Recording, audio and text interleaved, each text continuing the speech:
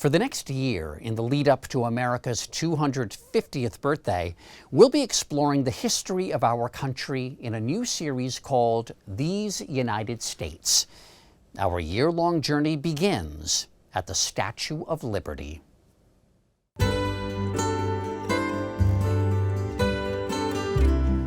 Who plays her in the movie? Meryl Streep. This is Lonnie Bunch, Secretary of the Smithsonian Institution. And we're looking at a model of that American icon, the Statue of Liberty, whose origin story may surprise you.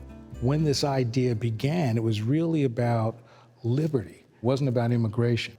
That's right, says Bunch. Lady Liberty had nothing to do with immigration when she was first proposed in 1865. The United States had ended slavery. And so Chains. that's why, if you look, she's standing on the chains and shackles.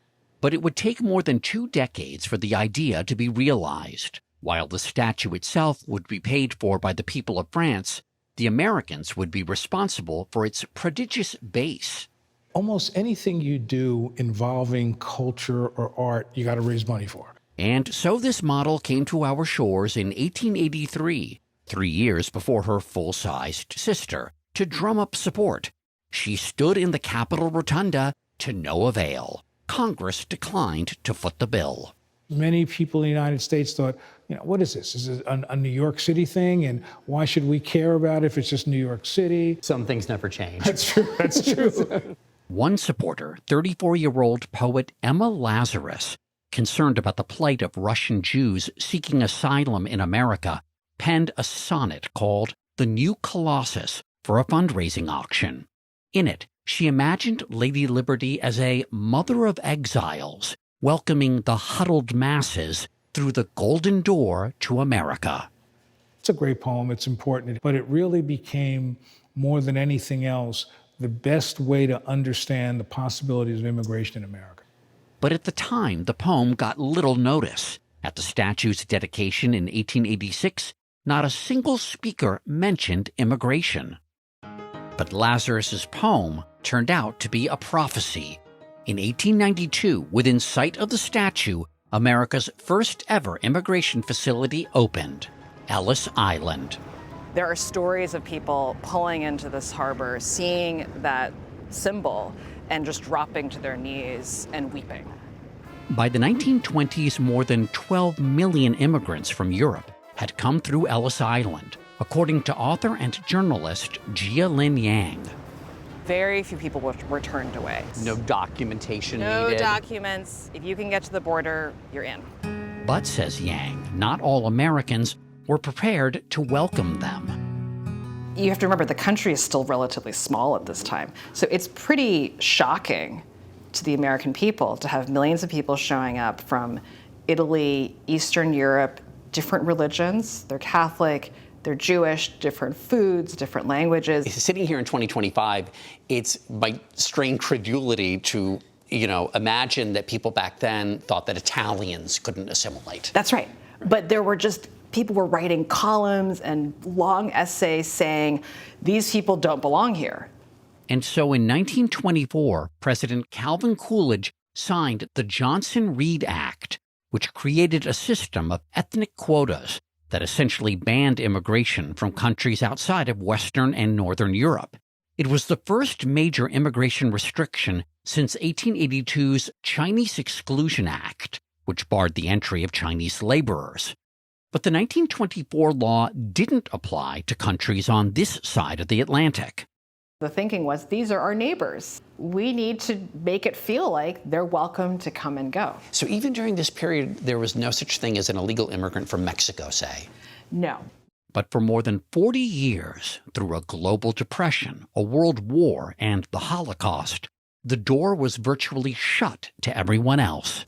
So by the time we get to the 1950s, are there just no immigrants? The numbers are getting smaller and smaller. Talk to somebody in 1955, they're like, yeah, immigrants, that's old news. And that would have been the case forever and ever, except that for 40 years, a group of lawmakers and activists felt that the law was discriminatory, and they wanted to change it.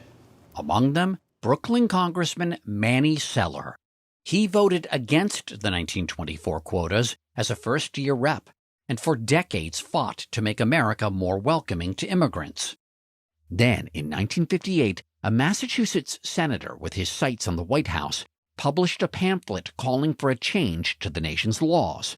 John F. Kennedy's A Nation of Immigrants would introduce the now ubiquitous phrase. The book is trying to establish almost a new American history that says, these people who came, decades ago, you may have forgotten them. This is what makes America American. It's the fact that we are a nation of immigrants. Which is new to a lot of American ears. Yes. After Kennedy's assassination, at the height of the Civil Rights Movement, the reformers, including Manny Seller, who was still serving in Congress, seized the moment. We're now going to get this bill through, for which I've been fighting for 40 years in the Congress. And on October 3rd, 1965, at, where else? The Statue of Liberty, President Lyndon Johnson signed the Immigration and Nationality Act, which ended the ethnic quota system.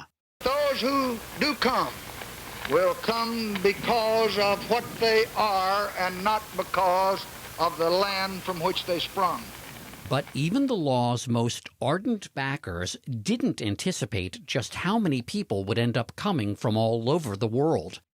Since 1965, when that law went into effect, the share of foreign-born people living in America has slowly crept up to about 14% of the U.S. population, roughly the same as it was back in 1924 when the ethnic quotas were imposed. This law really transformed the whole country. And if you meet somebody and their family's from Africa, the Middle East, Asia. You're here because of what was signed on that island. Yeah.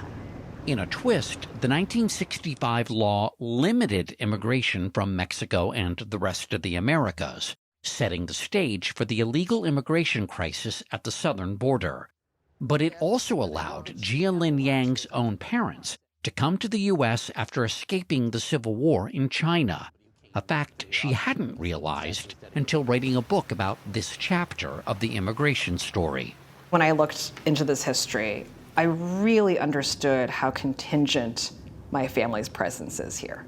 I took it completely for granted, right? Grew up steeped in Statue of Liberty, Emma Lazarus poem, Nation of Immigrants.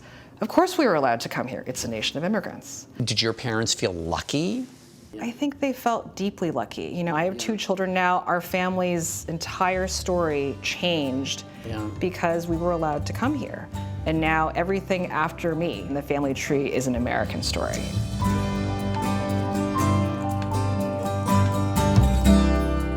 Her posture, her demeanor, she's not a warrior. But she is powerful. And that power, says Lonnie Bunch, remains undiminished. Is it fair to say that the immigrants themselves are the ones who gave it this meaning?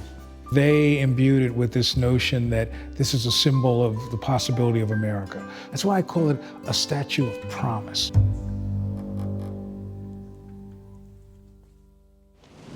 Who do you think about when you think about New York?